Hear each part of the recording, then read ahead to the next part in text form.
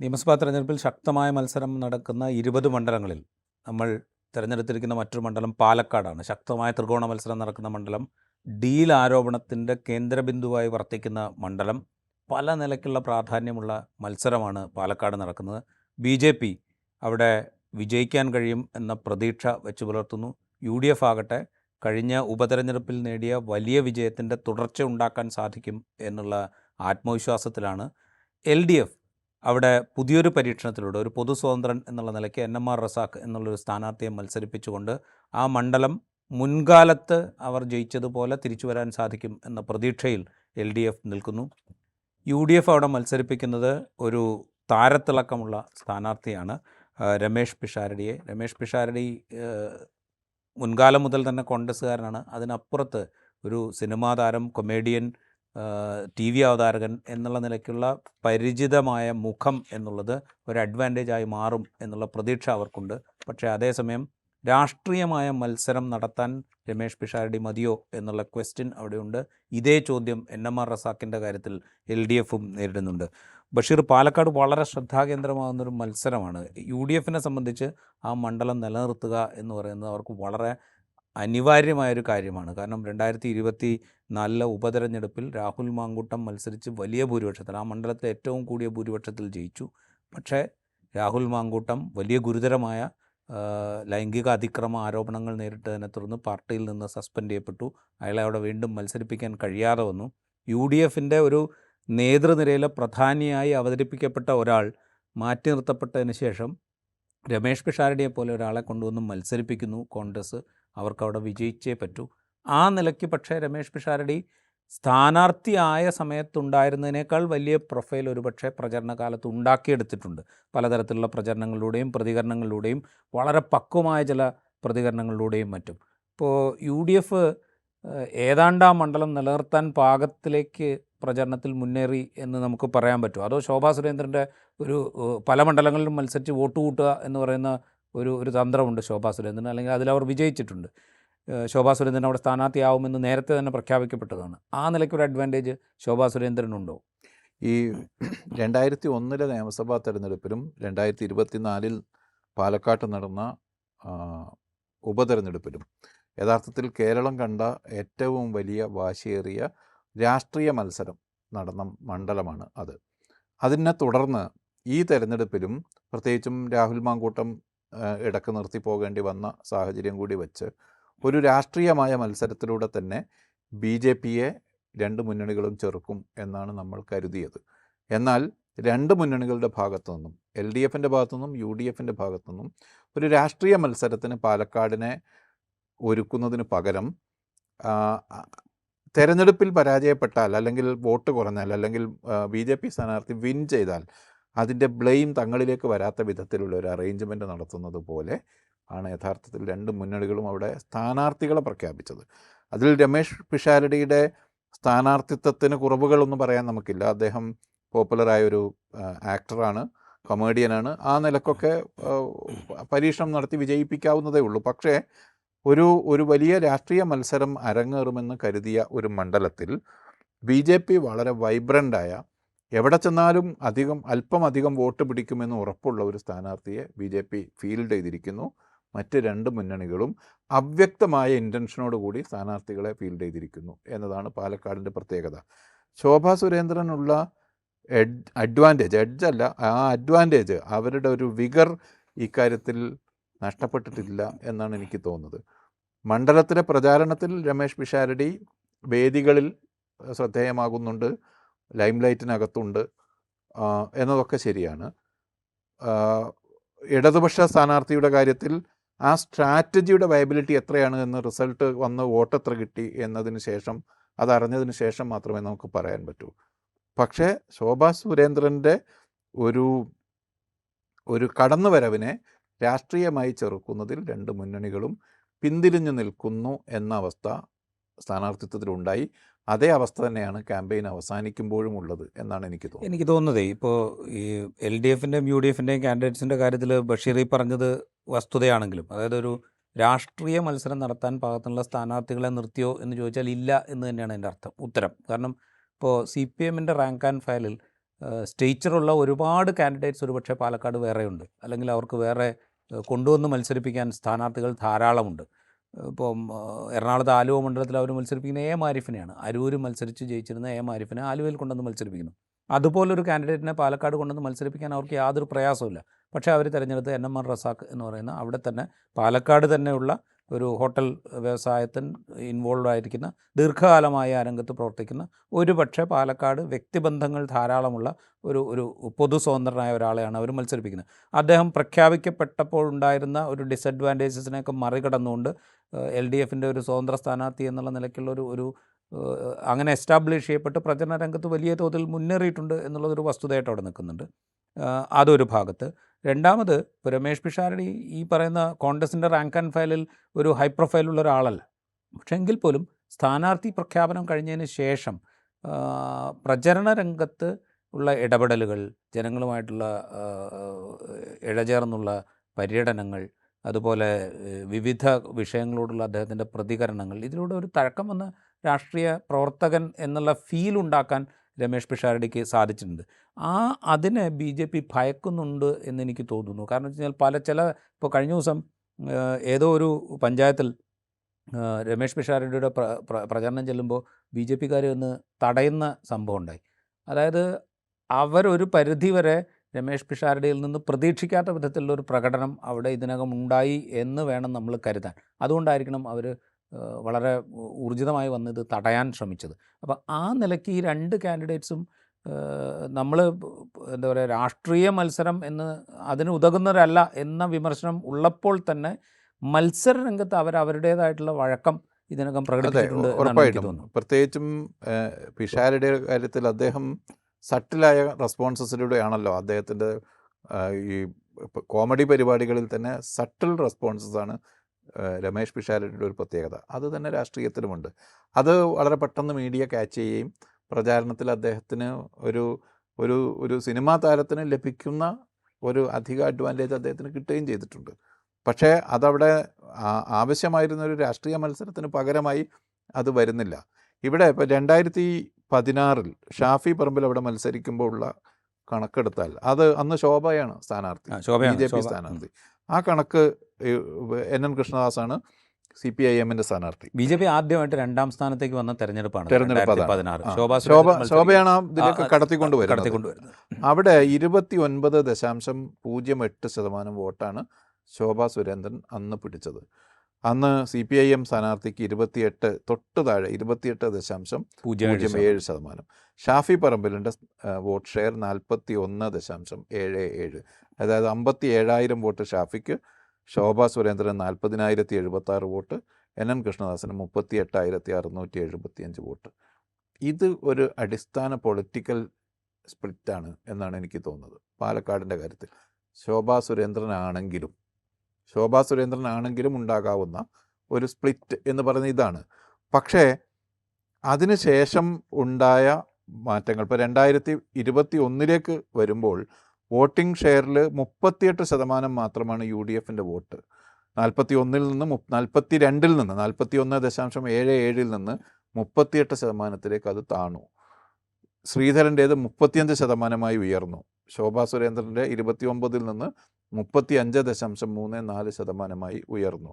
അത് പിന്നെ വിജയിക്കും എന്നൊരു പ്രതീതി അന്ന് ശ്രീധരൻ ഉണ്ടാക്കിയെടുത്തു. പിന്നെ ശ്രീധരൻ്റെ ഒരു വ്യക്തിപ്രഭാവത്തിന് കിട്ടുന്ന ഒരു വോട്ടുണ്ടായിരുന്നു. പിന്നെ അദ്ദേഹം സ്വയം MLA ആവുകയും ഭാവി മുഖ്യമന്ത്രി ആവുകയും ഒക്കെ ചെയ്തുകൊണ്ട് എന്ന് പ്രഖ്യാപിക്കപ്പെട്ടിരുന്നു. പിന്നെ ആ മണ്ഡലത്തിലെ ഒരു സവർണ അപ്പർ കാസ്റ്റ് ഹിന്ദു വോട്ടേഴ്സിന് വളരെ എളുപ്പത്തിൽ കണക്ട് ചെയ്യാൻ പറ്റുന്ന CPIMൻ്റെ സ്ഥാനാർത്ഥി കൂടി ഉണ്ടായിരുന്നു. CPIMൻ്റെ സ്ഥാനാർത്ഥി പ്രമോദോ മറ്റോ ആയിരുന്നു, CP പ്രമോദ് എന്ന സ്ഥാനാർത്ഥിയായിരുന്നു. ഈ പശ്ചാത്തലമെല്ലാം കൂടി വെച്ച് ചെറിയ വ്യത്യാസമാണ് ഉണ്ടായത്. ശരിക്കും 38% ഷാഫിക്ക്, 35% ശ്രീധരന്, 25% BJP സ്ഥാനാർത്ഥിക്ക്, CPM സ്ഥാനാർത്ഥിക്ക്. ഈ അവസ്ഥയിൽ നിന്നാണ് ബൈ ഇലക്ഷൻ വരുന്നത്. ബൈ ഇലക്ഷനിൽ കടന്നുകൂടുമോ എന്ന കാര്യത്തിലായിരുന്നു ആളുകൾക്ക് ആശങ്ക. അതായത് ആ മണ്ഡലം ഒരു പക്ഷേ BJP പിടിച്ചേക്കും എന്നതായിരുന്നു. പക്ഷേ അവിടെ സരിൻ എന്നൊരു സർപ്രൈസ് കാൻഡിഡേറ്റാണ് അപ്പുറത്ത് വന്നത്. രാഹുൽ മാങ്കൂട്ടം 42.27% വോട്ട് നേടി. വളരെ താഴേക്ക് പോയി രണ്ടാം സ്ഥാനത്തുള്ള വോട്ട്. സി കൃഷ്ണകുമാർ BJP ആണ് രണ്ടാം സ്ഥാനത്ത് 39,549 വോട്ട്, 28.63. അതായത് 14% വ്യത്യാസം. ഇക്കഴിഞ്ഞ ഉപതെരഞ്ഞെടുപ്പിൽ 2024 നടന്ന ഉപതെരഞ്ഞെടുപ്പിൽ UDFും രണ്ടാം സ്ഥാനത്തെ BJPയും തമ്മിൽ 14% വ്യത്യാസമുണ്ടായിട്ടുണ്ട്. സരിന് 25%. അതായത് ഏറ്റക്കുറച്ചിലില്ലാതെ സരിൻ്റെ വോട്ട് അവിടെ മീൻസ് LDFിന്റെ വോട്ട് അവിടെ ഉണ്ട്. കാരണം 2021 കിട്ടിയ അതേ ശതമാനം വോട്ട് അവിടെ തന്നെ അവിടെ കിടക്കും. സരിന് 18,840 വോട്ടിനാണ് രാഹുൽ മാങ്കൂട്ടം വിജയിച്ചത്. അത്ര വോട്ട് യഥാർത്ഥത്തിൽ UDF കേന്ദ്രങ്ങൾ പോലും പ്രതീക്ഷിച്ചില്ല. ആ വിധത്തിൽ അതിൽ രണ്ട് ഒന്ന് ടെലിവിഷൻ സ്ക്രീനിലൂടെ ഒക്കെ ഇങ്ങനെ എമേർജ് ചെയ്ത് വന്ന ഒരു യുവ നേതാവ് മത്സരിക്കുന്നു. തൊട്ട് മുമ്പ് അവിടെ നിന്ന് വളരെ വലിയ തോതിൽ അവിടെ ക്യാമ്പയിൻ നടത്തി വിജയിച്ചു പോയ ഷാഫി പറമ്പിൽ ഈ ക്യാമ്പയിന് നേതൃത്വം നൽകുന്നു. ഈ വിധത്തിലൊക്കെയുള്ള ആ തെരഞ്ഞെടുപ്പ് ഷാഫി രാഹുൽ ആയിരുന്നെങ്കിലും ശരിക്ക് മത്സരിക്കുന്നത് ഷാഫി തന്നെയായിരുന്നു. ആ പ്രതീതിയാണ് ഉണ്ടായത്. ആ വിധത്തിലുള്ള ഒരു തെരഞ്ഞെടുപ്പ് കഴിഞ്ഞാണ് ഈ പ്രശ്നങ്ങൾ ഉണ്ടാകുകയും അദ്ദേഹം മീൻസ് രാഹുൽ മാങ്കൂട്ടത്തിന് സീറ്റ് മീൻസ് MLA മീൻസ് മാറി നിൽക്കേണ്ടി വരികയും ചെയ്യും, സീറ്റ് കിട്ടാത്ത അവസ്ഥയും വരുന്നത്. സ്വാഭാവികമായും അവിടെ വിജയിക്കുക എന്നത് പല അർത്ഥം രാഷ്ട്രീയമായി മാത്രമല്ല സംഘടനാപരമായി തന്നെ ആ സീറ്റ് നിലനിർത്തുക എന്നത് കോൺഗ്രസിൻ്റെ ഒരു ജീവൻ മരണ പ്രശ്നമാണ്. അവിടെയാണ് കോൺഗ്രസ് ഒരു മുതിർന്ന നേതാവിനെ അവിടെ ഫീൽഡ് ചെയ്യുന്നതിന് പകരം അതല്ലെങ്കിൽ ഏതെങ്കിലും ഇപ്പോൾ ഷാഫി പോലും മത്സര സന്നദ്ധത അറിയിച്ചിരുന്നു എന്ന് പറയുന്നു. ഒരു മുതിർന്ന നേതാവിനെ അവിടെ ഫീൽഡ് ചെയ്യുന്നതിന് പകരം പാർട്ടിയിലേക്ക് ബ്ലെയിം വരാത്ത വിധത്തിൽ, പാർട്ടിക്കാരൻ തന്നെയാണ് രമേശ് പിഷാരടി, പക്ഷേ കോൺഗ്രസ് പാർട്ടിയിലേക്ക് ഡയറക്റ്റ് ആയാലും ഒരു നേതൃത്വത്തിൽ പങ്കില്ലാത്തത് കൊണ്ട് ആ ബ്ലെയിം വരാത്ത വിധത്തിലുള്ളൊരു സ്ഥാനാർത്ഥിത്വം നിശ്ചയിച്ചത്. എൻ്റെ തോന്നൽ ശോഭാ സുരേന്ദ്രൻ്റെ അഡ്വാൻറ്റേജ് അവിടെ തന്നെ കിടക്കുന്നുണ്ട്.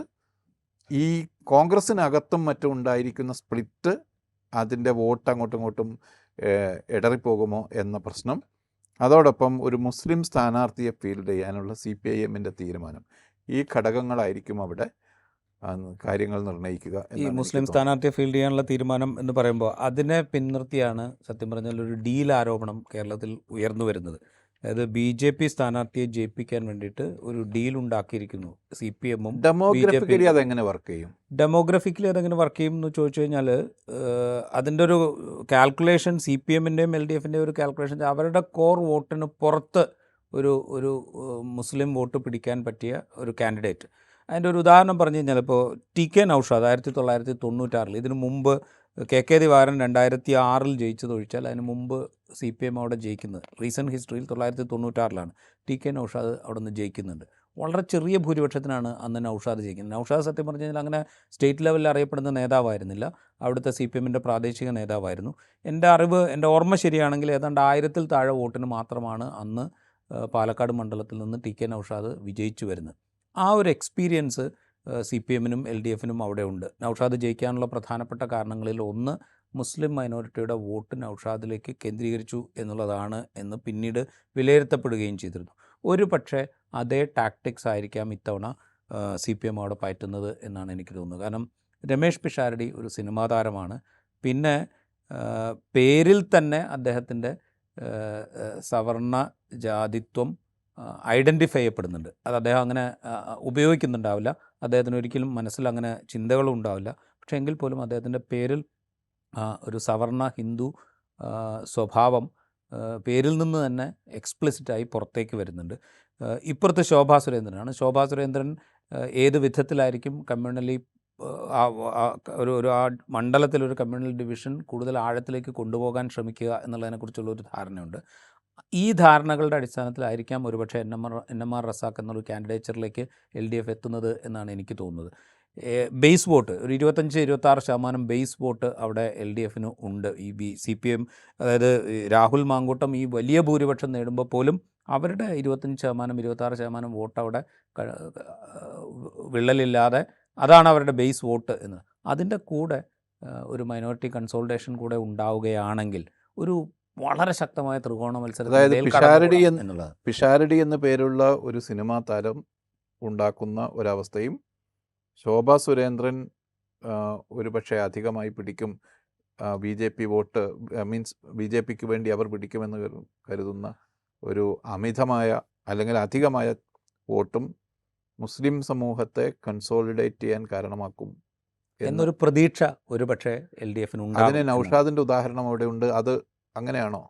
എനിക്കങ്ങനെയാണ്, ഞാൻ അങ്ങനെയാണ് ഫീൽ ചെയ്യുന്നത്. അതിനപ്പുറത്തേക്ക് ഇപ്പോൾ ഒരു NMR റസാഖിനെ മത്സരിപ്പിക്കുക വഴി മുസ്ലിം വോട്ടുകളെ സ്പ്ലിറ്റ് ചെയ്യിച്ചുകൊണ്ട് BJPക്ക് ഒരു ജയസാധ്യത ഒരുക്കുക എന്നുള്ള ഒരു ഒരു ഒരു അങ്ങനെ ഒരു ഡീലുണ്ട് എന്ന് നമുക്ക് വിശ്വസിക്കാൻ നമ്മുടെ മുമ്പിൽ തെളിവൊന്നുമില്ല.